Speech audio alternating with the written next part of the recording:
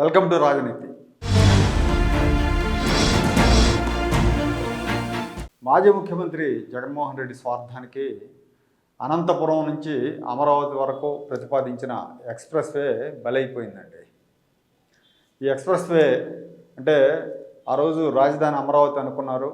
ఈ అమరావతి రాజధానికి రాయలసీమ నుంచి కనెక్టివిటీ పెంచడానికి, అట్లాగే తక్కువ సమయంలో అంతా ఒక 5-6 గంటల్లోనే అనంతపురం నుంచి అమరావతికి వచ్చేట్లుగా ఒక 4 లైన్ రోడ్డు, గ్రీన్ఫీల్డ్ హైవే ఏర్పాటు చేయాలని చెప్పి చంద్రబాబు నాయుడు గారి ప్రభుత్వం అప్పుడు నిర్ణయించింది. దానికి తగ్గట్టే ప్రపోజల్స్ తయారు చేశారు. అనంతపురం నుంచి కడప జిల్లా మీదుగా, కడప నుంచి ప్రకాశం జిల్లా, కర్నూలు, ప్రకాశం నుంచి గుంటూరు జిల్లా మీదుగా అనంతపురాన్ని కనెక్ట్ చేసేట్టు ప్లాన్ చేశారు. దీనివల్ల ఏమవుతుందంటే ప్రయాణ సమయం బాగా తగ్గుతుంది. బెంగళూరు నుంచి వచ్చేవాళ్ళకి కానీ, లేదంటే అనంతపూరు, కర్నూలు, కడప నుంచి వచ్చేవాళ్ళకి కానీ ప్రయాణ సమయం తగ్గించాలన్నదే ప్రధానమైన లక్ష్యం అన్నమాట. సో దీనికి సంబంధించిన ప్రతిపాదనలు తయారు చేశారు. మొత్తం 393 కిలోమీటర్లు, 20,000 కోట్ల రూపాయలు ఖర్చు అవుతుందని అంచనా వేశారు. కేంద్రానికి పంపించారు. కేంద్రం కూడా ఈ జాతీయ రహదారిని మంజూరు చేసింది. దీనికి NH 544 నెంబర్ కూడా కేటాయించింది. దీన్ని గ్రీన్ఫీల్డ్ హైవేగా నిర్మాణం చేయాలని నిర్ణయించారు. అట్లాగే భూసేకరణ కూడా నోటీసులు ఇచ్చారు. భూసేకరణ కూడా మొదలుపెట్టారు. అయితే ఆ తర్వాత చంద్రబాబు ప్రభుత్వం 2019 ఎన్నికల్లో ఆయన ఓడిపోయారు. చంద్రబాబు నాయుడు గారు ఓడిపోయారు. జగన్మోహన్ రెడ్డి అధికారంలోకి వచ్చాడు. ఈ జగన్మోహన్ రెడ్డి అధికారంలోకి వచ్చాక దీని అలైన్మెంట్ పూర్తిగా మార్చేశాడు.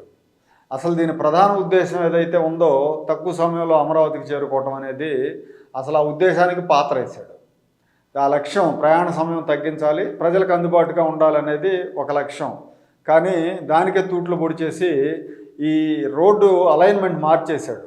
ఎట్లా మార్చుకున్నా అంటే, ఏదైనా కానీ జగన్మోహన్ రెడ్డికి రావాల్సిందే. ఏ ప్రాజెక్ట్ వచ్చినా ఆయనకు వాటా కావాలి, ఏది వచ్చినా తన పొలాల్లో నుంచి వెళ్ళాలి.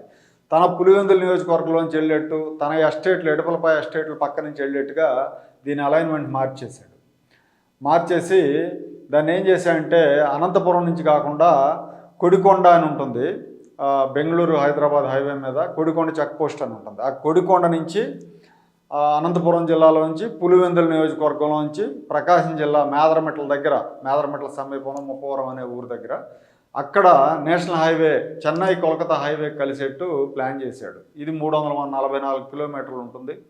మామూలుగా ఈ 344 కిలోమీటర్లు కాకుండా బెంగళూరు నుంచి విజయవాడకి వెళ్ళాలంటే ఈ బెంగళూరు విజయవాడ ఎక్స్ప్రెస్ వే అని వీళ్ళు ప్రచారం చేశారు. బెంగళూరు హైదరాబాద్ రోడ్లో NH 44లో 111 కిలోమీటర్ల ప్రయాణం చేసి ఆ తర్వాత దీనిలోకి టర్న్ అవుతారు.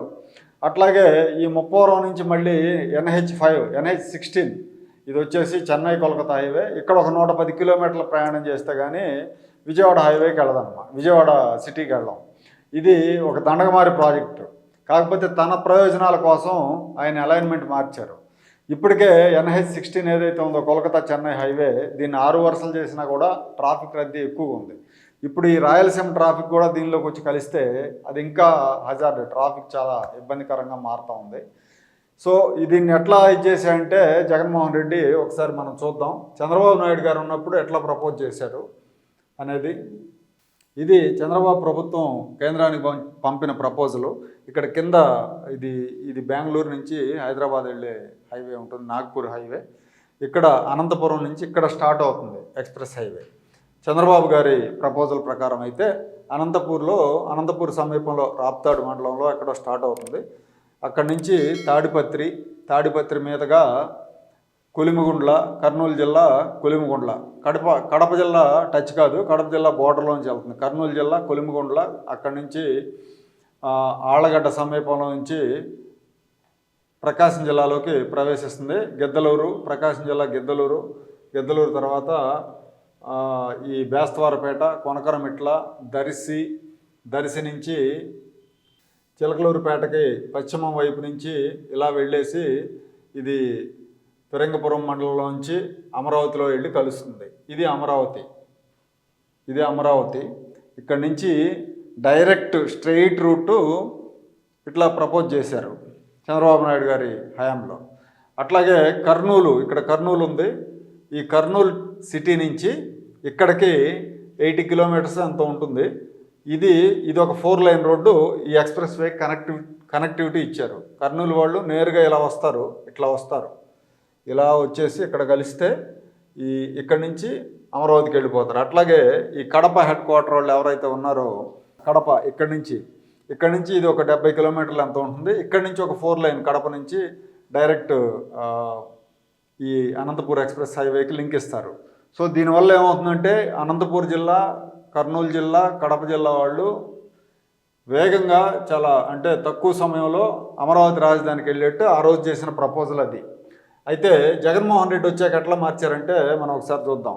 ఇప్పుడు ఇది రాయలసీమ, ఇది మొత్తం 4 జిల్లాలు.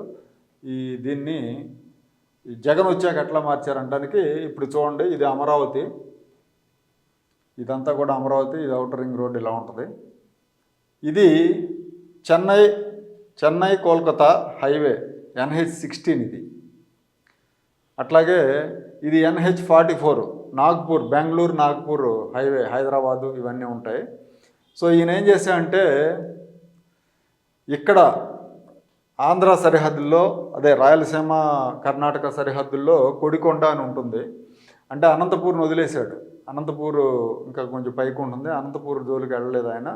ఈ కొడికొండ దగ్గర నుంచి రోడ్డు స్టార్ట్ అయ్యి ఇట్లా పులివెందుల నియోజకవర్గంలో నుంచి, ఆయన సొంత నియోజకవర్గంలో నుంచి, అక్కడి నుంచి మైదుకూరు నుంచి కర్నూలు జిల్లా టచ్ అవుతుందో కాదో చెప్పలేము. ఎందుకంటే కర్నూలు జిల్లా బోర్డర్లో నుంచి ప్రకాశం జిల్లాలోకి ఎంటర్ అవుతుంది. ప్రకాశం జిల్లాలోకి ఎంటర్ అయిన తర్వాత ప్రకాశం జిల్లాలో ఇది నేరుగా అమరావతికి వెళ్ళదు ఈ రోడ్డు. ప్రకాశం జిల్లాలో నేషనల్ హైవేకి కనెక్ట్ చేశారు. ఇక్కడ కోల్కతా చెన్నై హైవే కనెక్ట్ చేశారు. ఇదేమో నాగ్పూర్ హైవేకి ఇక్కడ కనెక్ట్ చేశాడు. ఇది వచ్చేసి డిస్టెన్స్ కూడా చాలా ఎక్కువ ఉంటుంది, సమయం కూడా ఎక్కువ ఉంటుంది. దీనికి ఏం కనెక్టింగ్ అంటే ఇంతకుముందు చంద్రబాబు నాయుడు గారు ప్రపోజ్ చేసిన రోడ్లో కర్నూలు నుంచి కనెక్టింగ్ రోడ్డు ఇచ్చారు, కడప నుంచి ఒక కనెక్టింగ్ రోడ్డు ఇచ్చారు. ఆ కనెక్టింగ్ రోడ్స్ ఏమీ లేవు. దీన్ని ఇక్కడ ప్రకాశం జిల్లా ముప్పవరం దగ్గర NH16 కలిపితే మళ్ళీ ఇక్కడి నుంచి ఒక 110 కిలోమీటర్లు, 100 కిలోమీటర్లు వెళ్ళాలి రాజధానికి వెళ్ళాలంటే.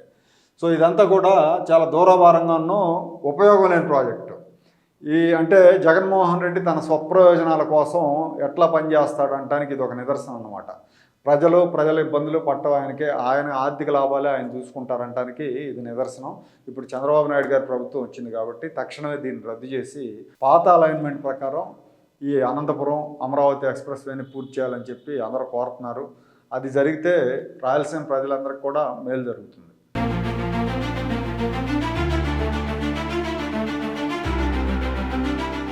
Like, share and subscribe to Rajaniti channel.